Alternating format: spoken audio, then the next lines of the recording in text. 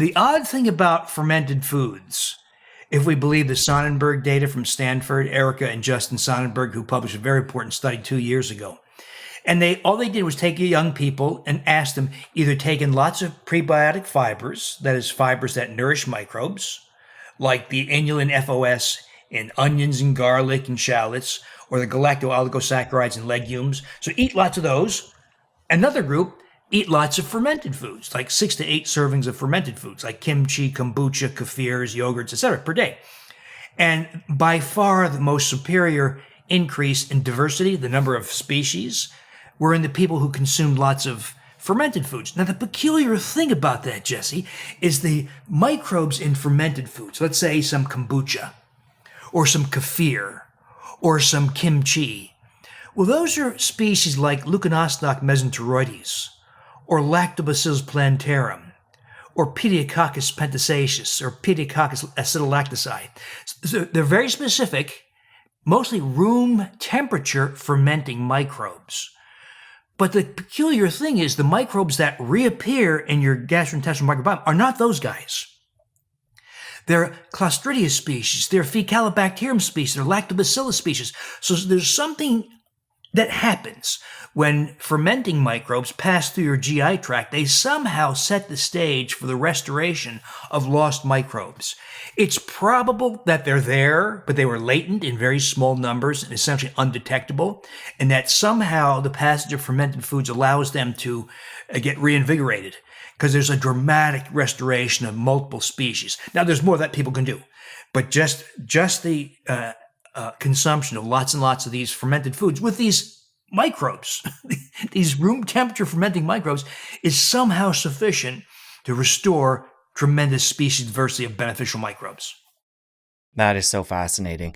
And now that we know we're activating or bringing back these microbes that aren't even in the ferments, are the ones that are actually in the fermented products populating as well? So is it an activation of dormant ones plus populating whatever was in that food or drink?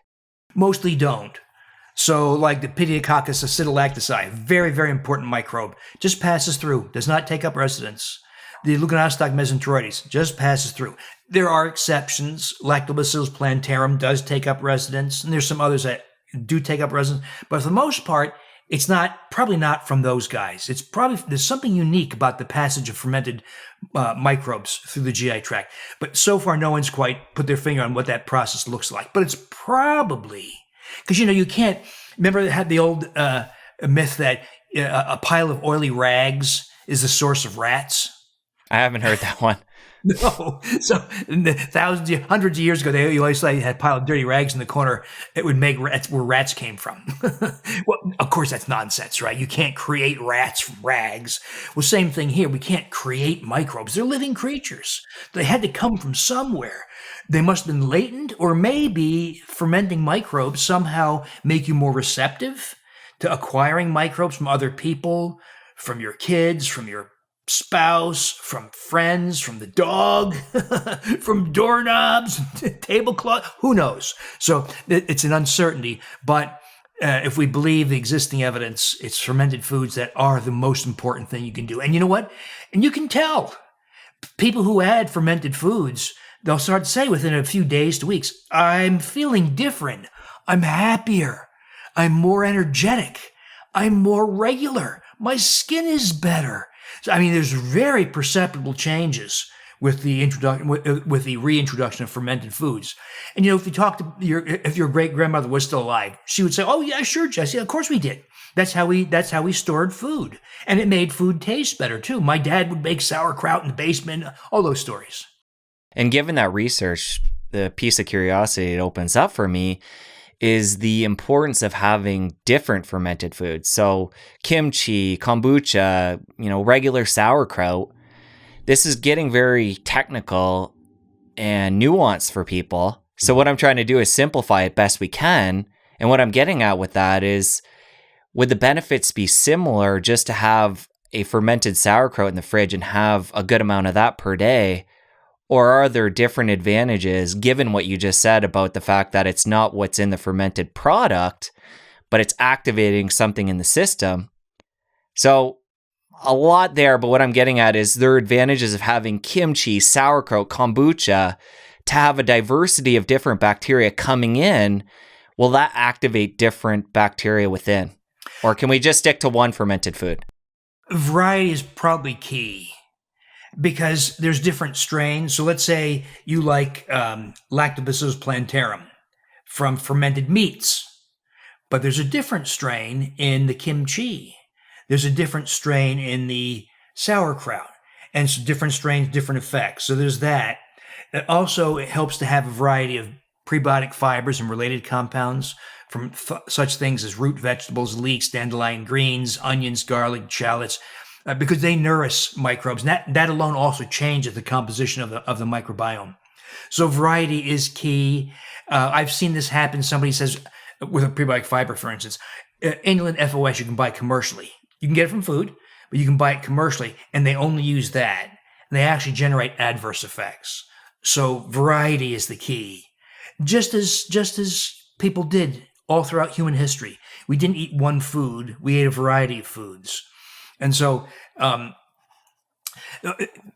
tell people, don't make this harder than it is. It's really very easy once you get the hang of it. But there's two general classifications of fermentation. There's things that ferment at room temperature. That would be like kombucha. You can make it right on your kitchen counter, or you're going to ferment maybe some cucumbers right on your kitchen counter. Then there's microbes that ferment at human body temperature, so more towards like 37 degrees Celsius or 98 degrees Fahrenheit. Those are the species like Reuteri, Gasseri, other Lactobacillus species, Bifidobacteria species. Those prefer human body temperature, meaning they proliferate more rapidly at those temperatures. And so if you're going to just ferment on your kitchen counter, you don't need any fancy equipment. You do need to use filtered water that has no chlorine because it's antimicrobial. You need to use salt to make a brine, like 2 tablespoons per quart or per liter, non-iodized, right? Because iodine is antimicrobial. And then you chop up your veggies, put it in, and you can rely on the microbes on the vegetable surface, or you can use various things as starter cultures. You can buy commercial starter cultures. If you have something already fermented, let's say some commercial kombucha, add a tablespoon of commercial kombucha. You can add a little bit of a probiotic.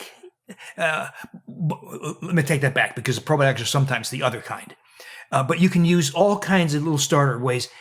If you use a starter culture, it ferments faster, as opposed to fermenting from microbes living on the surface of that cucumber or radish. But then there's the human body temperature microbes, and that you need a device. You could make a yogurt maker, could be an instant pot, could be a sous vide, or some device just to keep the temperature at about 100 degrees Fahrenheit so the microbe grows. That's where people get a little confused. But it's just a matter of temperature. If you enjoyed that clip, press here for the full episode. I'll see you over there. It would be hard, Jesse, to find diseases, modern diseases, that are not either initiated or exacerbated by the microbiome. Look what we're doing with Reuteri.